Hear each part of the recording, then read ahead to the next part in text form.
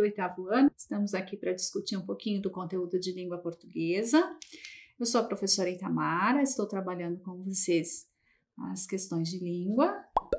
Então, estamos aí, tem uma caricatura para vocês se divertirem um pouquinho. Se gostarem da ideia, podem fazer a própria caricatura, ou fazer de outras pessoas que vocês gostam, com quem vocês convivem. Então, para a nossa aula de hoje, nós vamos precisar de alguns materiais. Então, caderno, uma folha para anotação, lápis ou caneta e lápis para colorir. E por que a ideia do lápis para colorir? Quando você quiser marcar coisas diferentes, anotar informações importantes, pode usar o lápis de colorir mesmo, para fazer essa anotação. Você coloca em língua portuguesa e coloca a data de hoje.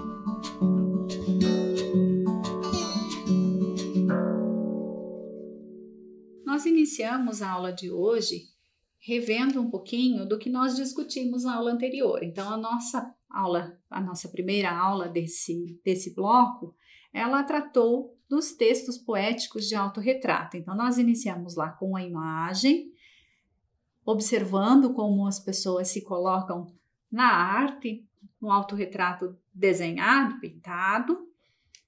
Aí trabalhamos com o desafio, que era a sua primeira atividade, que você faria o seu autorretrato, e discutimos os textos. Iniciamos com as discussões dos textos. Vocês fizeram as anotações, Então, ficando de olho nos detalhes de cada texto, trazendo como que cada texto estava trazendo as questões que nós discutimos ali, e trabalhamos os textos individualmente. Descobrimos quem eram os autores de cada um deles e quais características iniciais nós conseguimos observar dos nossos autores. Na aula de hoje, nós vamos retomar o trabalho com os textos poéticos. Então, nós voltamos a visitar cada um deles e discutir outros elementos e outros aspectos dessa escrita e desse texto que nós trouxemos para as nossas discussões. Então, nós retomamos lá os textos pensando um pouquinho nas características mais marcantes da escrita de cada um deles. Então, nesse momento, nós vamos pensar nessa retomada dos textos, de quem são seus autores, e aí nós vamos discutir as marcas de lugar, de origem dos autores, como que eles trouxeram essas marcas para o texto. A marca que está no texto, ela pode ser tanto a marca evidente, como tinha lá do texto do Manuel Bandeira, em que ele se coloca como pernambucano, como as marcas linguísticas, por exemplo, do texto do Boccaccio, em que ele traz um vocabulário que não pertence a nós, que não pertence aos nossos dias. Então, nós descobrimos que esse tempo, esse lugar de escrita não são o tempo e o lugar de escrita atual. E aí nós vamos pensar também como se identifica essa referência ao lugar, como que a gente percebe essa marca. Então, vou dar um tempinho para vocês anotarem aí, 2 minutinhos para fazer a anotação, e nós já retomamos a nossa conversa para continuar nessa discussão do lugar e da origem dos autores dos nossos textos.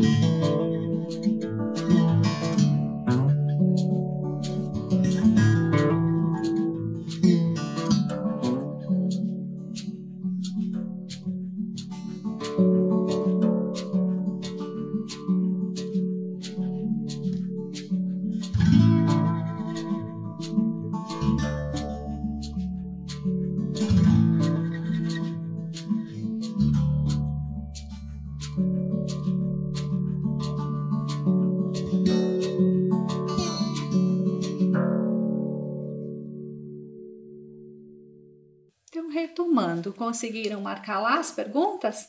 Nós vamos dar continuidade aqui, pensando então sobre eles. Quem são os nossos autores? Para a gente pensar um pouquinho, voltamos com a foto, e aí a foto do Manuel Bandeira. Então a gente vai pensar um pouquinho sobre a vida dele. Então Manuel Bandeira, ele se coloca lá, ó, profissão dele, professor, poeta, cronista, crítico, historiador literário. Onde nasceu Manuel Bandeira? Nasceu no Recife, Pernambuco. Olha lá a marca do texto que ele colocou lá, que ele era pernambucano. E aqui estamos numa data próxima, ó. Ele faz aniversário no dia 19 de abril. Foi a data de nascimento do Manuel Bandeira. E falecimento no Rio de Janeiro em 1968. Olha quanto tempo faz isso. E ainda nós estamos lendo os textos e descobrindo coisas novas, coisas curiosas sobre a escrita desses autores. Aí, a nossa segunda autora, Cecília Meirelles, nasceu no Rio de Janeiro, no dia 7 de novembro de 1901. Olha quanto tempo faz isso. Se nós começarmos a pensar, de nascimento dela são mais de 100 anos. E Cecília Meirelles também era professora de língua e escritora, tanto de poemas como de contos e crônicas também.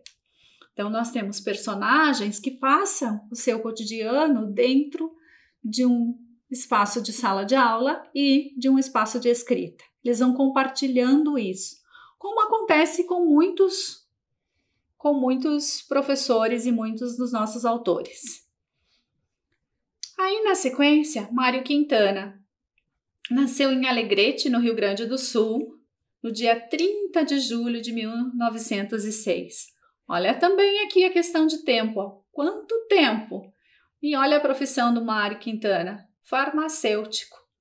Além das profissões, escritores. Então, o que tem em comum de todos eles é que todos eles são escritores. Todos eles escrevem poesias, todos eles escrevem crônicas. E aí, mudou-se para Porto Alegre e faleceu aos 87 anos. Por que essa marca aqui? Porque de todos os nossos autores, Mário Quintana foi o que permaneceu mais tempo escrevendo. Então, ele teve uma vida longa e uma longa caminhada na escrita. E Manuel Boccagi, que nasceu em Setúbal.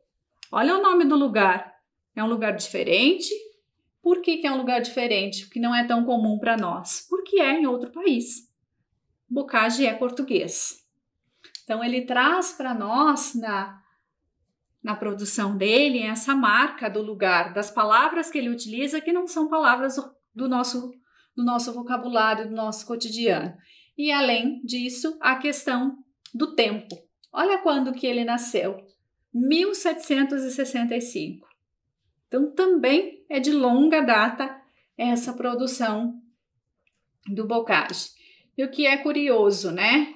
Ele se formou, né, em Direito, ele era advogado, mas, para além disso, ele sempre foi um estudioso de línguas, porque o Boccagi falava francês, latim, italiano e tinha muito conhecimento de literatura. Então, um autor com uma longa história vinculada às línguas, vinculada ao conhecimento também. Aí, na atividade, nós temos lá o quadrinho para a gente colocar e para a gente marcar a origem de cada autor. Então, nós vamos fazer o quadrinho. Lembram do íconezinho? Toda vez que eu tenho o caderninho, eu vou anotar. Eu vou montar a tabela e eu vou anotar no caderno. Então, aqui vocês têm 2 minutinhos para fazer a anotação do poeta e da sua origem. Qual é o lugar de onde ele vem? Pode retomar o modelo de tabela dobrando o papel, como a gente já fez, dobrando a folhinha em 4 partes. E aí eu vou lá e numero. Então, eu numero 1, 2, 3, 4, fazendo o quadrinho, ou eu posso fazer o quadrinho dessa forma. que ele fica organizado por colunas. E ali nós colocamos o nome do poeta e o lugar de origem, a cidade de onde, o estado de onde ele vem.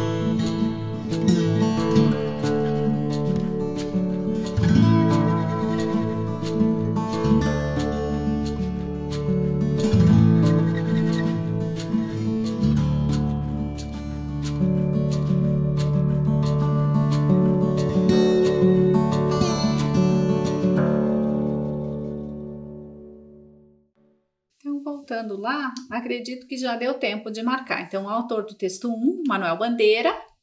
Lembram de onde que ele é? Pernambuco. O autor do texto 2, Mário Quintana. Coloca lá que ele é do Rio Grande do Sul, ele é de Porto Alegre. O texto 3, Manuel de Bocage, Setúbal. Olha o lugar estranho aí, lembra dele? Portugal.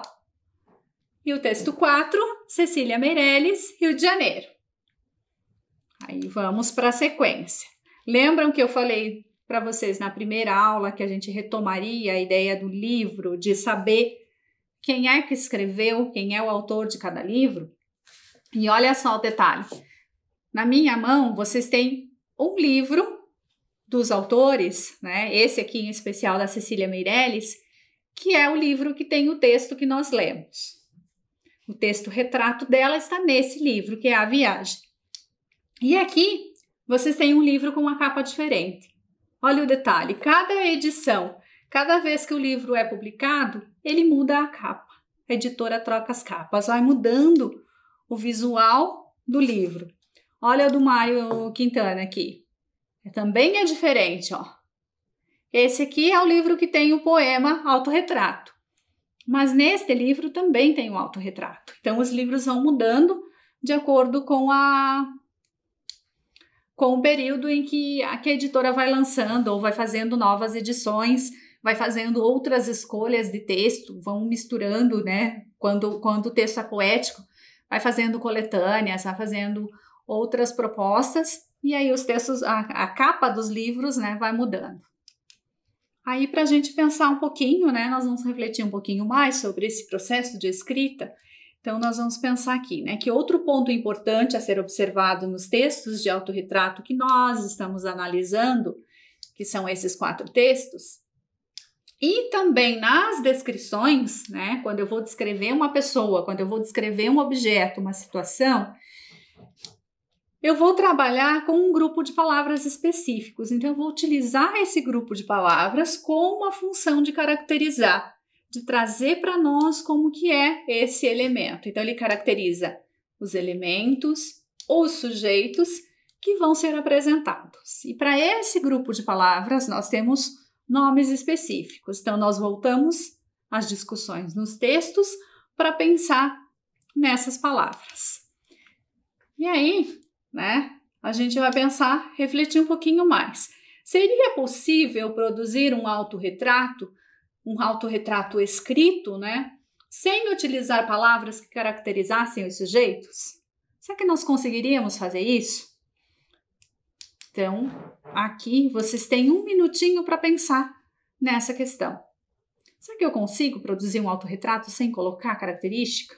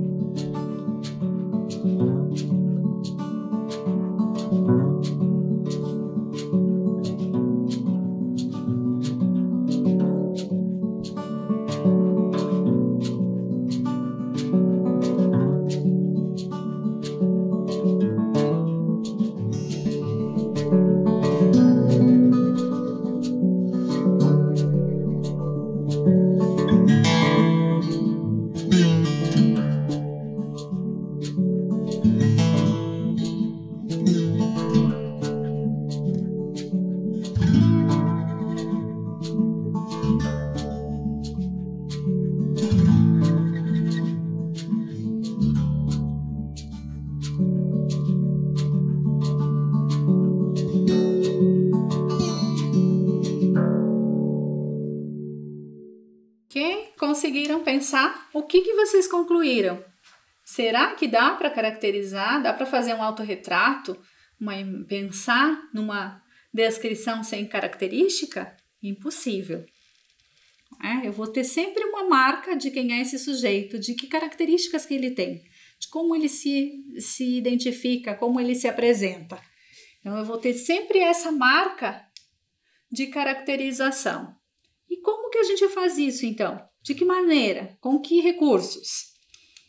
Então, nós vamos pensar um pouquinho mais a partir dos textos, identificando esses elementos. Olha lá que ele coloca, ó, provinciano, pernambucano, cronista, falhado, tísico, louco. Então, os textos vão trazendo essas marcas para nós. Olha aqui, ó. Nesse aqui, então, ó, magro, olhos azuis, ó, carão moreno, meão na altura. Olha a outra estrutura que ele usa aqui, ó, bem servido de pés. Qual é a expressão que ele está dizendo aí? Que ele quer dizer que ele tem um pé grande, ele acha que o pé dele é grande. Então, ele vai trazer lá, ó, bem servido de pés. Olha isso aqui, ó, triste de fachada. Olha a caracterização, ó, o triste. E o que é essa fachada? O rosto, a face. Ele está falando do seu próprio rosto. E aí, ó, mesmo de figura. Uma aparência que ele está trazendo aí, que vai sendo marcada pelo modo como ele caracteriza. Olha aqui, ó, eu não tinha este rosto de hoje. E como que é o rosto de hoje que a autora está descrevendo, ó? Calmo, triste, magro. Olha a caracterização dos olhos, ó. Vazios. Olha o lábio. Amargo, mãos sem força, paradas, frias, mortas. Olha como ela caracteriza e como ela traz esses elementos do corpo, como ela se vê, como ela traz a característica para o texto. Aqui, nós vamos anotar algumas das características. Então, a gente tem lá, ó, pensando lá no texto 1, quando eu mostrei para vocês, ó, pernambucano, provinciano, falhado, tísico, louco no texto 2 e assim por diante, no texto 3 e 4. Vocês vão pensar um pouquinho nessa questão e aí a gente vai discutindo isso mais para frente. Olha lá, ó. Então, refletindo. Que função as palavras que caracterizam as pessoas ocupam nos textos lidos? Elas têm papel central, elas são importantíssimas para dar esse tom de autorretrato, para trazer esse sujeito para a tela, para mostrar para nós quem é ele. Então, a gente volta aqui a pensar um pouquinho nos textos, discutindo, observando aqui, ó. Ele é lá, ó, provinciano, o pernambucano novamente. Olha aqui, ó, poeta ruim. Como que ele coloca essa escrita dele? Embora hoje a gente discuta, né, e saiba da significação que tem essa produção do Manuel Bandeira. Mas ele se coloca lá atrás como um poeta ruim, né? Ele se qualificou de uma determinada forma. Quando eu venho para cá, para o texto do Bocage, que ele coloca lá, ó, mais propenso ao furor do que à ternura. Olha aqui, ó, as características psicológicas dele. Isso aqui não é físico, isso aqui está relacionado ao comportamento, ó. Quer dizer, mais briguento, mais brabo do que delicado, do que gentil, do que terno. Então ele traz, ó, bebendo em nível as mãos por taça escura dos zelos infernais, letal veneno. E aí tem um outro detalhe aqui, ó. Devoto incensador de 1000 deidades. O que vocês conseguem entender dessa frase? O que ele está dizendo que ele é? Quando ele traz essa expressão, né? O que significa ser devoto? Apreciar, gostar, venerar. E quem são as 1000 deidades? O que ele está trazendo aqui? Essa significação, essa palavra, essa expressão se referia às mulheres, às meninas. Então ele queria dizer aqui, quando ele traz isso aqui, ó, ele diga lá, ó, digo de moças 1000. Ele está se colocando como um sujeito namorador. Ele está se posicionando aí, trazendo isso. E olha como ele faz isso de um modo poético. E aí ele finaliza. Eis Bocage, há quem luza algum talento. Olha aqui, ó. Algum talento. Ele não está dizendo que ele é um grande escritor. Ele não vai dizer que ele vai escrever um texto que vai chamar a atenção 2 séculos depois. Mas ele está se colocando como alguém que tem algum talento. Ele diz, eu tenho algum talento, né? Mal sabia ele o quanto ele iria chamar a atenção anos mais tarde, né? E aí ele termina, ó, num dia em que se achou mais pachorrento, no dia que estava triste, estava chateada, eu escrevo isso e eu digo que eu tenho algum talento, eu faço meu autorretrato e digo quem sou eu. E depois as pessoas vão identificar isso, né? E a Cecília, o texto 4 que a Cecília Meirelles traz. Novamente, ó, o rosto triste, calmo, o lábio amargo.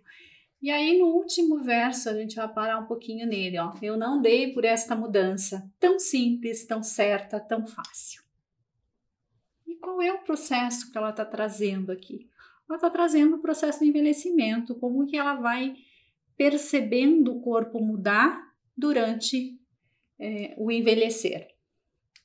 Aí, voltando um pouquinho, né, na nossa proposta de refletindo um pouco mais e pensando na língua, então, as palavras utilizadas para caracterizar, nós chamamos, né, linguisticamente, de adjetivos. Então, elas são chamadas de adjetivos. E da onde que a gente tira essa ideia ou esse conceito? Dos livros de gramática, dos livros que normatizam a língua. E o que o livro vai dizer para nós? Que o adjetivo modifica um substantivo, ou seja, ele modifica um nome. Todos os nomes que eu tenho, eles vão receber uma caracterização a partir de um adjetivo. Então, olha lá, ó. Modifica o substantivo atribuindo-lhe característica, estado ou modo de ser.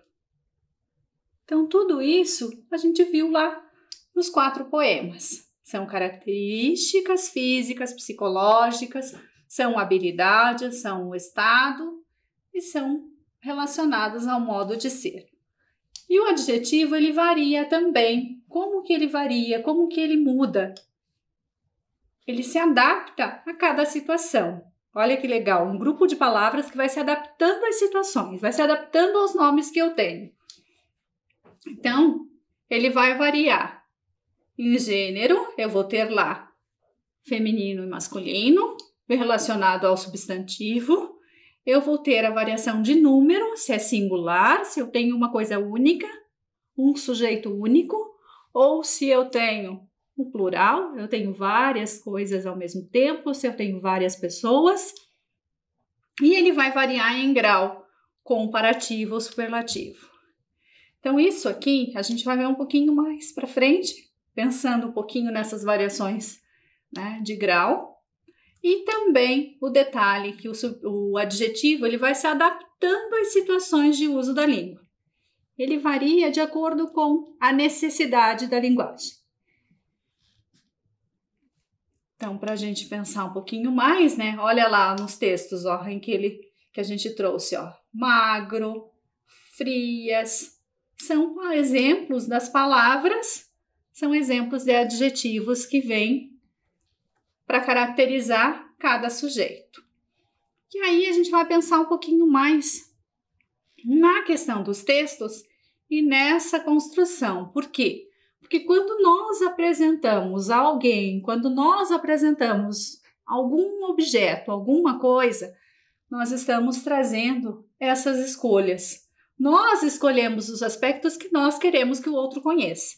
Seja de mim, seja daquilo que eu estou apresentando. Quando eu apresento um livro, eu caracterizo o livro a partir das escolhas que eu quero sobre ele, a partir daquilo que eu quero que o sujeito que está na minha frente conheça. Então, quando eu vou pensar numa apresentação de alguém, eu vou pensar em determinados aspectos que eu vou mostrar. No meu caso, eu, professora Itamara, trouxe aqui como exemplo. E aí eu coloquei lá a descrição. Professora há 24 anos, desde 2002 trabalho com ensino de línguas. E aí, por que o ensino de línguas? Português e inglês nas redes municipal e estadual em Curitiba.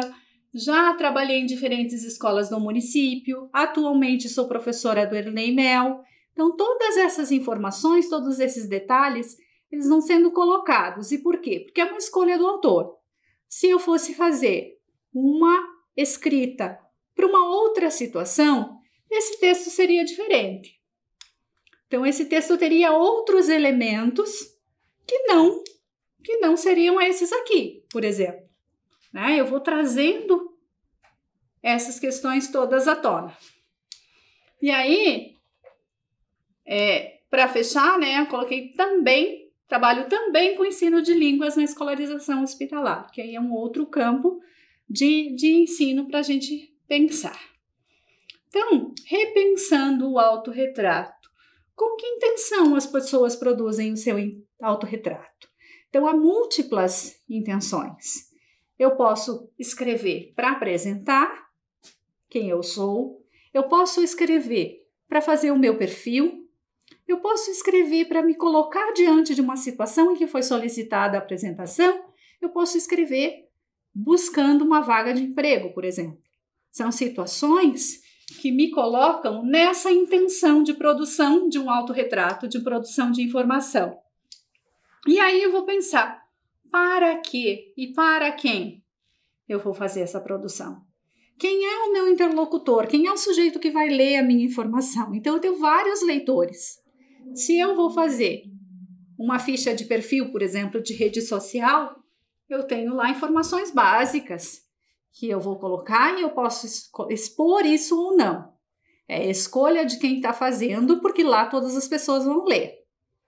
Se eu vou fazer um currículo buscando uma vaga de emprego, eu tenho outros aspectos que vão ser relacionados nessa seleção de informação. Então, o meu leitor vai ser outro. O meu leitor vai ser aquele que está buscando um funcionário. Então, são situações diferentes e são sujeitos diferentes que interagem com o retrato que eu estou produzindo, com o meu autorretrato. Com que finalidade as pessoas apresentam seu autorretrato? Novamente, a ideia de uma apresentação pessoal que vai marcar situações profissionais. E em que situações o retrato de alguém é importante? Por que é importante pensar no retrato de alguém? Por exemplo, se eu vou organizar um determinado curso, eu vou buscar e vamos colocar aqui seriamente lá, por exemplo, eu quero saber qual é a pessoa que sabe dar uma aula sobre um conserto de celular. Eu vou buscar o sujeito que tem lá no perfil dele a informação de que ele tem a técnica de montar, de desmontar, de consertar o celular. Se eu vou procurar, por exemplo, alguém que saiba fazer uma pintura na parede, eu vou buscar alguém com esse perfil de um pintor de paredes. Se eu quero alguém para dar uma aula de matemática, eu vou buscar professor de matemática e a ficha, o perfil dele como professor de matemática. Então, esse processo acontece no nosso cotidiano. Nós vamos estar sempre pensando nessas situações e nessas questões. E aqui, novamente, o caderninho para vocês anotarem as perguntinhas e responder. Vamos dar 2 minutinhos aqui?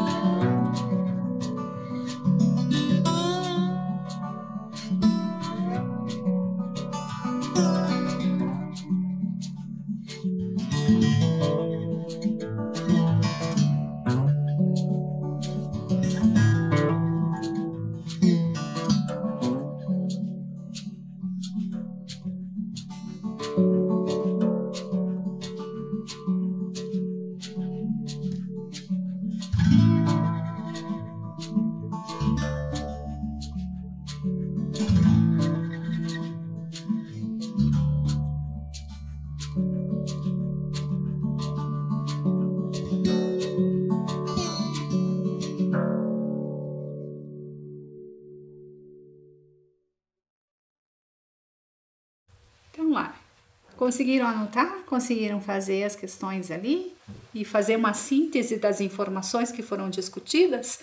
Então, pensando lá, né, que as pessoas têm a intenção de escrever para apresentação, por alguma razão, elas têm diferentes interlocutores, têm diferentes leitores. A finalidade de apresentar um retrato é múltipla, né? Desde uma escolha profissional a uma propaganda do próprio trabalho, da própria função, e as situações também elas são bem variadas. Cada pessoa, cada sujeito vai escrever ou vai produzir para uma determinada situação. Aí, retomando a ideia, né, de pensar como que nós trazemos isso para os nossos textos, olha lá, nós vamos refletir um pouco no texto de apresentação da professora Magali, que é professora da rede municipal. Então, a gente tem lá, ó, como ela se coloca, ó, eu, mãe, esposa, filha e ainda não sou avó, mas quero muito ser. Adoro passar horas conversando com as pessoas. lendo, assistindo filmes, cozinhando e viajar também faz parte das minhas atividades preferidas. Sou professora de língua portuguesa da Rede Municipal de Curitiba há 18 anos. Durante esse tempo, trabalhei em diferentes escolas do município, com turmas de educação infantil ao 9º ano do ensino fundamental. Atualmente, atuo na formação continuada de professores. Olha lá as escolhas que a professora Magali traz para nós.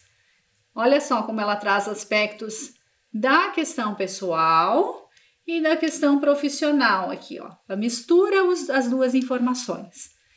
Então, novamente, a questão da escolha do escritor dos aspectos que ele quer ressaltar, daquilo que ele quer mostrar para nós. Aí, repensando, né, a partir das informações das professoras, você pode observar que o autorretrato depende muito da intenção do falante, daquilo que ele quer apresentar ao outro. Há sempre uma escolha do que se quer dizer e do que se quer enfatizar. Cada escritor, ele seleciona as informações que ele vai passar ao outro, aquilo que ele vai dizer. A partir disso, nós vamos pensar em questões que vão ser discutidas. Então, nós temos lá, ó, na sua opinião, existe relação entre autorretrato e identidade? Será que o autorretrato marca a identidade desse sujeito? O que é uma identidade? Que elementos compõem a identidade de alguém? Pensando em retrato e identidade, você conhece a professora ou o professor de língua portuguesa da sua escola? Você conhece ele? Você sabe quem é o teu professor? Quem é esse professor? Quem é esse sujeito com o qual você vai interagir nas atividades de língua portuguesa? Se você não conhece, como você imagina esse professor, essa professora? Como você imagina que ele seja? Que aspectos você pensa que tem? Quais as informações relevantes que esse professor colocaria quando ele fosse se apresentar a você? Desenhe-o. Na sequência, pesquise informações sobre a sua professora ou o seu professor e tente criar o retrato dele ou dela. Olha lá o caderninho novamente, que é a atividade que você precisa anotar no caderno e que você vai ter um tempo para fazer. E esse tempo é até a nossa próxima aula.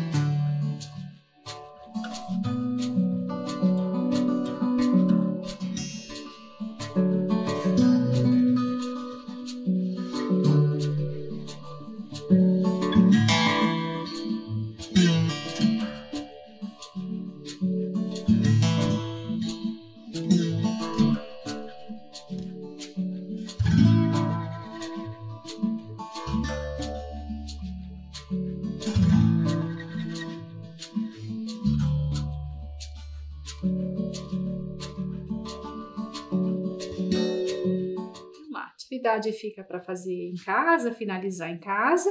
E aí, tchau, uma despedida, né? Boa aula, bom estudo, boa semana, divirtam-se com todo o material que vocês têm aí para estudo e até nosso próximo encontro. Nos vemos na próxima semana.